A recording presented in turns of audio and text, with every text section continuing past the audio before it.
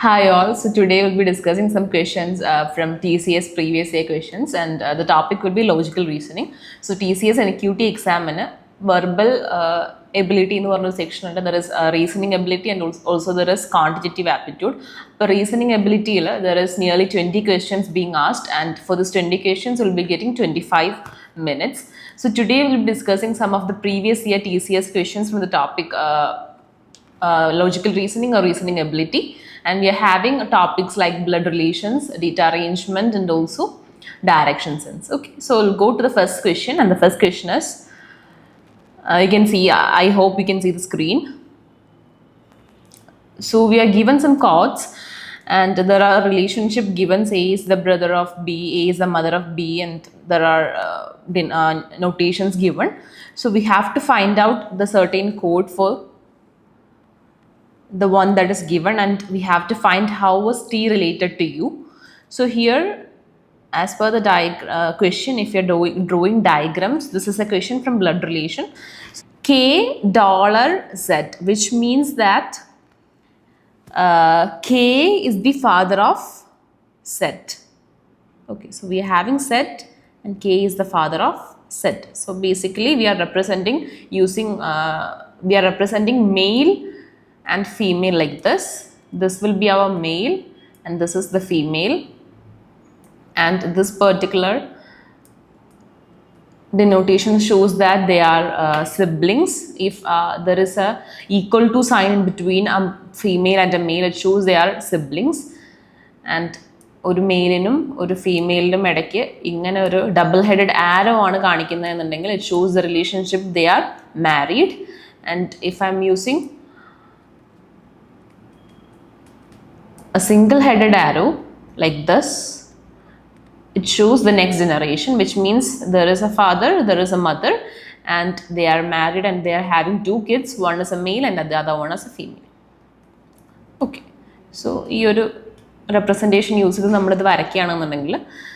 initially we got K is the father of Z, and Z percentage U. Z percentage U means Z is the brother of U. Z is the brother of U. Okay, and U ampersand H. U ampersand H means U is the mother of H. U is the mother of H. And H hash N means H is the sister of N. H is the sister of N. H is the sister of N. And N at T. N at T means N is the daughter of T. N is the daughter of T. Yeah, so this will be our figure. So how is T related to U is the question. So in this figure we can clearly see that U and T are both husband and wives. U is a female, T is a male, and they are having two kids, which is H and N. So how is T related to U? So T is definitely the husband of U. So the correct answer is option B, husband. Okay, so the second question. Sohan Saurabh are brothers, Tanya and Tashima sisters. Saurabh's father is the only son-in-law of Tanya's mother's mother. How was Tashima related to Sohan's father is the question. So if you're drawing the family diagram or the pedigree chart, we can draw it like this. Sohan and Saurabh are brothers. So I'm representing Sohan as SO. Both are male, so I'm using the square symbol. It's already given they are brothers. And Saurabh I'm representing like this. They are both brothers. And Tanya and Tashima are sisters. I'm not representing it as of now. Let us continue with Sohan and Saurabh. Saurabh's father is the only son-in-law of Tanya's mother's mother.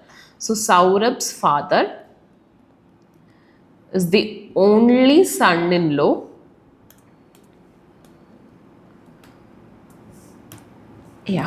Saurabh's father is the only son-in-law of Tanya's mother's mother.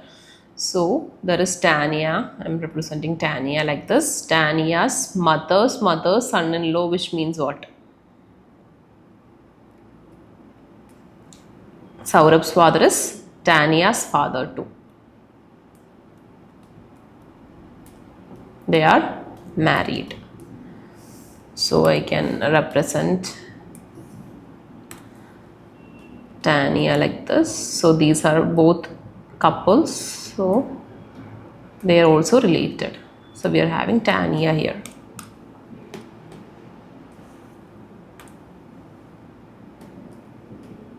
Okay, and again Tania and Tashima are sisters. So I can represent like this too. They are also siblings, Tashima. Okay, so what's the question? How is Tashima related to Sohan's father? So Sohan's father is basically Tashima's father too. So the answer is daughter, and this is how daughter is represented. So the correct answer is option B. Okay. Yeah. 7 family members, namely Rekha, Tipu, Mohan, Taggu. Okay, we can read the question. So the question is, how is Rekha related to Meena? So we have to draw the family diagram here again. So as you already know that we are representing male using the square symbol and the female using the circle. So here also we are following the same method only. So we are having Krishna is the uncle of Santi, who is the son of Mohan. So we are having Mohan with us. I represented Mohan like this, and Mohan is having Santi, and Santi's uncle is Krishna. Okay, so we don't know whether it's Krishna is Santi's mother's brother or father's brother. So as of now, I'm not representing it. And again, Daggu is the brother of Mohan. So we are having Mohan with us, and Mohan's brother is Daggu. Who is the husband of Meena. Daggu is the brother of Mohan, who is the husband of Meena. So Mohan is married to Meena.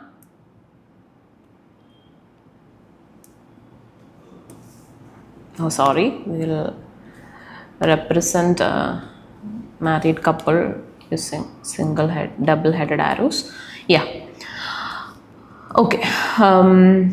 Husband Meena. Rekha has only two sons. Santi is the grandson of Tipu. So Santi is the grandson of Tipu means basically Mohan's parent is Tipu.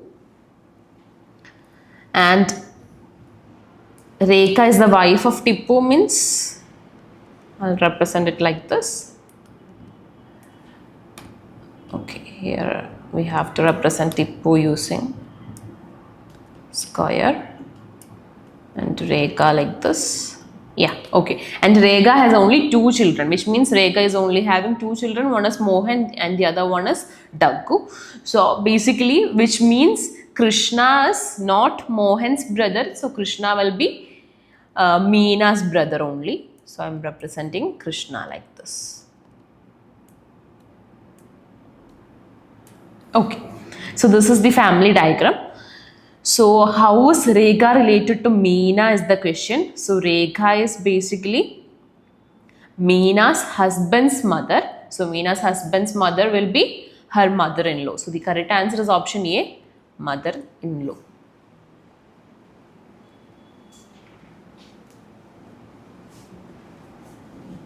Okay, so the 4th question, how is David's father's only daughter-in-law's son related to David is the question. So I'm drawing David and I'm having David's father. David's father's only daughter-in-law. Only daughter-in-law, which means it is basically David's wife. David's wife. Only daughter-in-law's son. So daughter-in-law's son means basically David's son. David's son and his wife. Okay, so we're talking about this particular lady and her relationship with David. So basically this lady is David's son's wife, which is daughter-in-law. So the right answer is option B, daughter-in-law. Okay. Now we are having a question from the topic direction sense, and the question is like this. Babu walked 2 km west from his office and then turned south 4 kilometer. Finally, he walked 3 kilometers east and again moved 1 kilometer west. How far is Babu from his initial position? So Babu moved 2 kilometer west. So if I'm drawing the news, I'm having north here, I'm having east, I'm having south here, and I'm having west here. So this is one of the basic or important figure for solving direction sense question. We should definitely have this. And again, I can mark southeast here, I can mark northeast like this, and I can mark northwest and also southwest. Another thing that you have to keep in mind while solving the questions from direction sense is that if a person is moving towards the south direction and if he's taking a right turn, where will he end up? Or if he's taking a left turn, where will he end up? These are the two things that you have to keep in mind. So if a person is walking towards the south direction and if he's taking a right turn, obviously it means he'll be facing or walking towards the east direction. Similarly, in all other cases, you should have this idea about taking right turn, taking left turn, and all such things. Similarly, another thing to keep in mind is the clockwise and anti-clockwise directions as well. Okay, so we'll be discussing that while we are solving these problems. So here we are having Babu with us, who took 2 kilometer, who is walking 2 kilometer in west direction from his office. So 2 kilometer west. 2 kilometer west, and he turned south 4 kilometer. Now he is traveling towards the south and he is traveling 4 kilometer south. Finally, he walked 2 kilometer towards the east. So 3 kilometer, which will be obviously more than 2, so it will be slightly longer. 3 kilometer towards the east and again move 1 kilometer west. Okay, now he is facing east, so he is again moving towards west direction 1 kilometer. Okay. So obviously it will be this point where he will be finishing his journey. So how far is Babu from his initial position is the question. So this is his initial position and this is his final position. So in total he traveled 2 kilometer towards the west and in total he traveled 3 kilometer towards the east. So if you're taking the difference, this is basically the same point. The total journey or the total distance he traveled will be 4 kilometers. Okay, this will be the total distance traveled. Okay, so again we are having another question from the topic direction sense. So this is an interesting question because it's slightly kind of confusing. The beginning line, for example, the early morning after sunrise, Rajni was standing in front of her house in such a way that her shadow was falling exactly behind her. So this is something that you have to take in concern. So here it is mentioned, Rajni, she is standing in front of her house in such a way that she is having a shadow right behind her. So we know during sunrise, the sun or the light will be coming from the east direction. Yeah, from the east direction. So for her shadow to be falling behind her, okay, this light is coming from this direction. So if the shadow is behind her, which obviously means that this particular lady is facing towards the east only. Okay, so she is facing towards the east and that's what we found out. Okay, so again she started walking straight and walks 5 meters. Okay, she is walking 5 meters towards this particular direction, that is east. She turns to her left. Okay, so after walking 5 meters towards the east, she's turning to left. So now we are facing east. From the east, if I'm taking a left turn, I will end up traveling towards the north only. Okay, so towards the north, she's traveling 3 meters. Now she's facing towards the north, and from the north, she's again taking a left turn. So while I'm facing the north, and if I'm taking a left turn, which obviously means that I will be facing the west direction. Okay, so towards the west, she's traveling 2 meters. Okay, so this is her final point, that is she's facing the west. Okay, so the question is, now in which direction is she from the starting point? Okay, with respect to the starting point, she is in which direction is the question. So we are having a starting point, or rather origin, with us. So if this is the origin,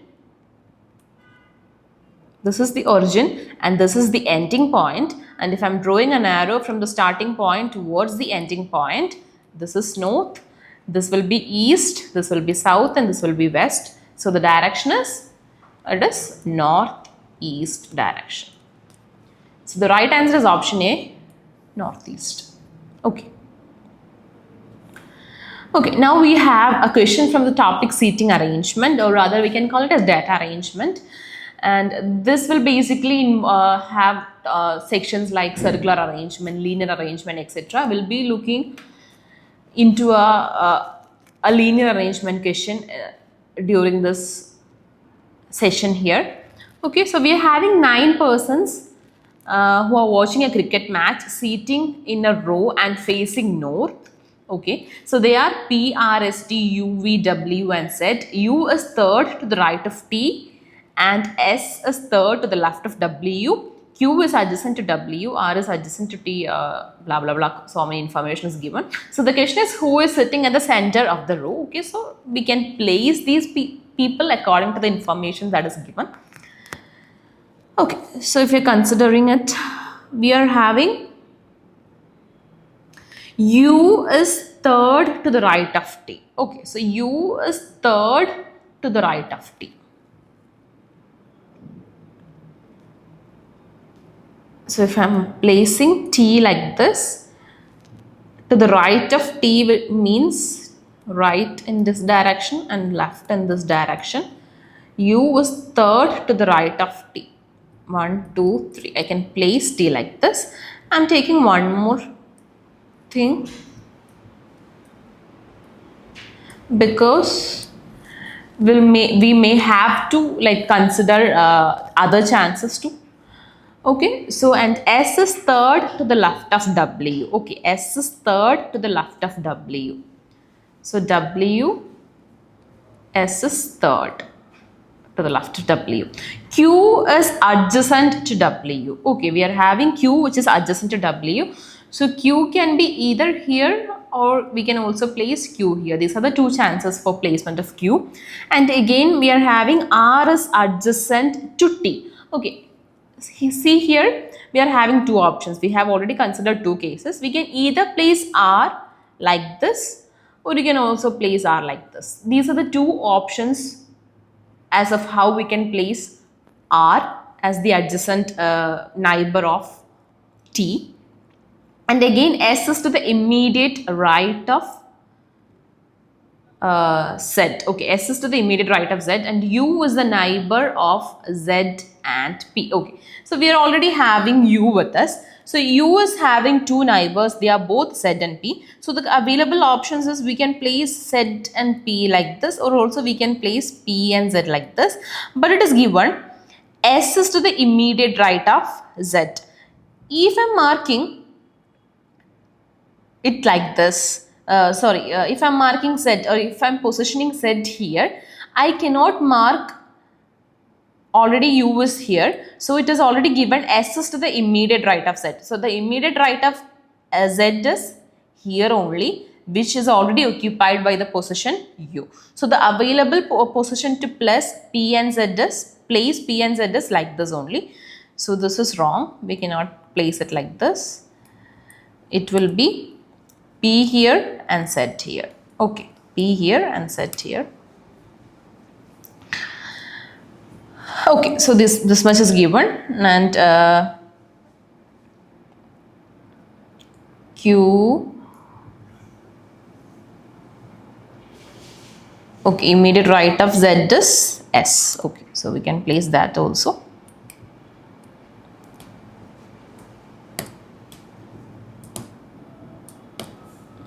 So it will be like this. We are having Z here. 2 positions apart, we are having W.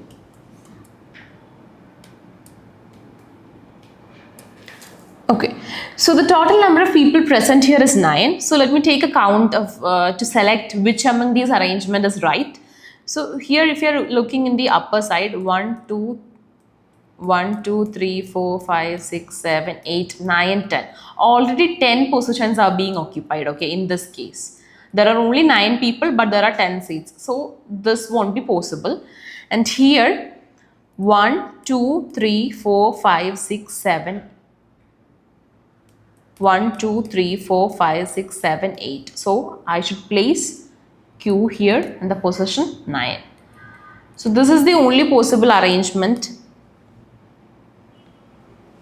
that can be made. So the question is, who is sitting in the center of the row? Okay, the center of this row means 1, 2, 1, 2, 3, 4, 4 here, 1, 2, 3, 4, 4 here also gone. 1, 2, 3, 4, 4 here also gone. So the center position is, it belongs to set. Okay, so the last question. A team of 4 with minimum 2 girls is to be formed from among 4 girls A, B, C, D and 4 boys E, F, G and H meeting the following criteria. Okay, so we are having 4 girls with us. A, B, C, D are the girls and E, F, G, H are the boys. Okay, so we are given some criteria, that is A and E will be together, F cannot go with D and vice versa, B and H cannot be put together, C and G will always be together. So these are some of the criteria, these are some of the conditions that is given. So we have to follow all these conditions and we have to make sure among the options given, no option is violating this particular conditions that is being given. Okay, so we have to select a team of 4, which means the team will include 2 girls and 2 boys obviously. Okay, so the first condition is A and E will always be together. Second one is F cannot go with D and third one is B and H cannot be put together. So the third condition, look into the third condition, that is B and H cannot be put together, and again go back to the options and look at the options. From the options that are given, the first option, which contains B and H together, so it certainly violate the condition number 3, that is B and H cannot go together. So this won't be the option. And again, if you're looking at option B as well, here also H and B are placed together, which will again violate our condition. So this also won't be our answer. Okay, again we are having condition, that is A and E will always be together. So whenever there is A in the team, there must always be an E also. But in the third option, if we can see, third one, there is the placement of A there, but certainly E is not being placed. So this also, or this particular option also violate our particular condition, condition number 1. So these 3 option is not satisfying all the condition, all the 4 conditions that is being given in the question. The only option that is left out is option D, and it certainly satisfies all the conditions that are given. Okay. So these are some of the questions we have discussed, or from the topic logical reasoning, or rather we can call it as reasoning ability 2 as per TCS NQT. So we have discussed 4 questions, nearly 4 questions from blood relations and 2 questions, 2 each from direction sense and seating arrangement as well. I hope you are done, or I hope you understood all the questions very clearly, and the method is also being marked and the answers are also marked. So thank you for watching and stay tuned.